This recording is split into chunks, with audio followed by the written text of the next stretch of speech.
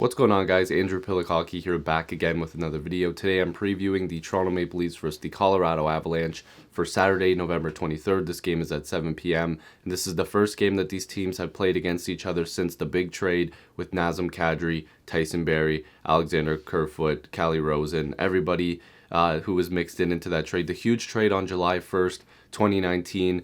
This seen one of my favorite players, if not my favorite Leaf of the past 4 or 5 years, Nazem Kadri, get traded.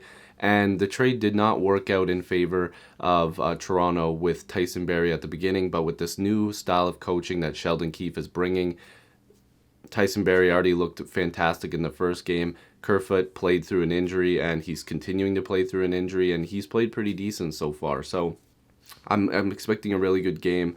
It's in Colorado, so we're probably going to get a tribute for Barrie and Kerfoot. I think Barrie's been there longer than Kerfoot, but I'd imagine that they're going to get probably equal treatment from the fans too. They're both really well liked by the fans, so it should be really good. And it's always good seeing Nazem Kadri, but I really still wish he was a Leaf, but I really do like Barrie and Kerfoot, and it's looking like with Sheldon Keefe, this is only going to get better and better. So the Leafs come into this one 10-10-4. Hopefully they can get over, to that 11th win, and I just don't like seeing them with this record. Colorado's 13-7-2, of course, one of the best teams in the NHL when they're fully healthy, of course, because they've got some injuries and they've had some injuries. So the projected starting goalies are Frederik Andersen, 10-5-3, 2.66 goals against average, and a 9.15 save percentage. Philip Grubauer as the probable starter, 7-4-2 with a 2.76 goals against average and a 9.16 save percentage. So the goalies are kind of equal when it comes to their statistics, but hoping for a big game from Freddie Andersen. In terms of points, Austin Matthews leads the way with 28. Nathan MacKinnon has 32, one of my favorite non-Leafs in the league. MacKinnon, just an absolute amazing hockey player. In terms of assists, Mitch Marner still leads in that category for 14. MacKinnon has 19. In terms of goals, Matthews has 15. MacKinnon has 13. So MacKinnon leading the way in all of their statistic categories. Freddie Andersen leads in wins with 10. Grubauer has 7. Now, looking at their team stats, in terms of goals per game, the Leafs are at 3.13, and the Avalanche are at 3.55. Goals against per game, the Leafs 3.33, Avalanche 2.91. The power play percentage 17.57% for the Leafs, and the Avs are at 19.32%. If they're fully healthy, same thing with the Leafs, both those numbers are probably better.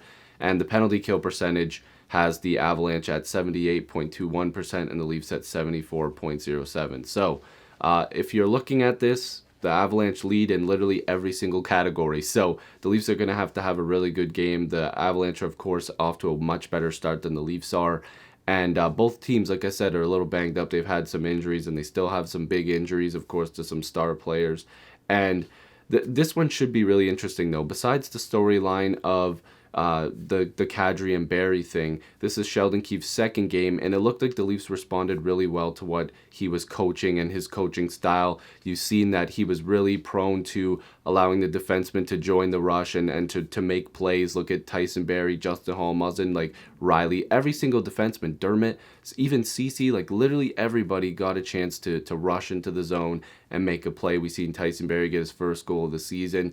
We seen Dermott before the game say the boys want to play for Keefe, and they really looked like they did. Everybody seemed like they had a little bit of extra, ability. They looked just faster. They looked more skilled.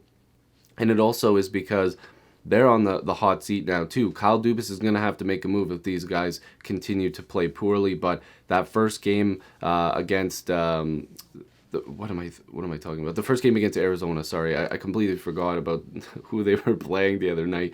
It's still early, but they played against Arizona and they played quite well. And I think that they should just continue to play like that. And if they do, the Leafs are going to look much better. And Sheldon Keefe, I really like the way that he's, playing the game. I really like the way that instead of dumping and chasing on a change, the Leafs were turning around and feeding their defensemen so that way they could hold on to the puck. I think that that's a much better way to do it. It just lets you continue to have possession of the puck, and I think that this is only going to allow the Leafs to have way more scoring chances. It's going to help Freddie Andersen a little bit more too, because sometimes there's odd man rushes created if you give the puck away, and we don't want to see that. So as long as the Leafs can put their foot on the pedal and score a bunch of goals, they should be fine because Freddie Anderson is playing better as of late, and we all know how good he gets as the season goes on. And we'll have to see how they mix Kaskisuo in there or if they make a trade. But I think Sheldon Keefe, coaching Kaskisuo before, will give him an opportunity to take over the crease.